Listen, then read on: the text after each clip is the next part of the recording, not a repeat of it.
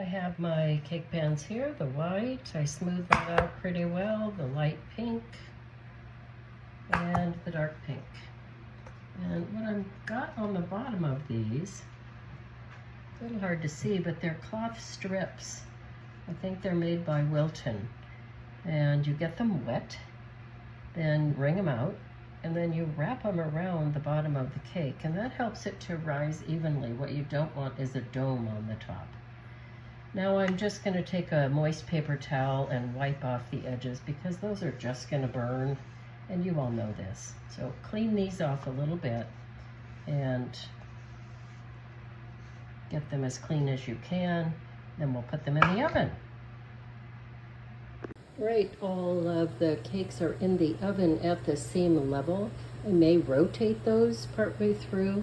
We're going to bake these at 325. The cake recipe always tells you to bake it at 350, but I bake it that way because it will not cause that dome to rise on your cakes. So much better.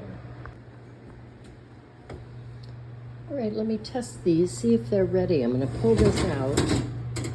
So I'll use a skewer and stick it in. It is coming out clean.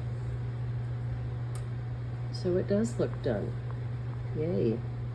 All right, I'll take these out and put them on a rack. They need to cool for at least 10 minutes before I have a chance to take them out of the pan. So off with the oven, let these cool.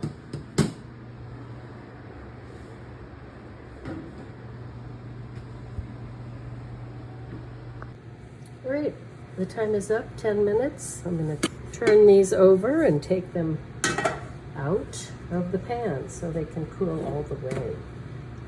This one looks okay for turning out, and I need to scoot it over so I can get all three on there. Take it out, and I'll scoot this down so you can see the last one. Now the last one didn't really pull away from the sides of the pan very well, so I'm going to take a knife and gently scrape around the top so it doesn't stick. Not sure why that did that.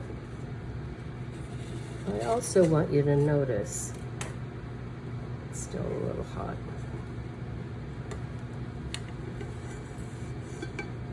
There we are. That each is roughly the same height. I'm happy with that. I'm going to peel off this paper, this parchment paper, while I can. It comes off much better when the cake is warm. So there you have it. We'll let these cool fully and we'll move on from there. Our cakes are cooled enough now so that I can wrap them in plastic wrap, and I'm going to freeze them. The reason for that, number one, the freezer locks in the moisture of the cake, and secondarily, frozen cake layer is far easier to ice. No crumbs get in it in the icing. It's just so much better. So we're gonna ice our cakes when they're frozen. So we'll see you when it's icing time and filling time.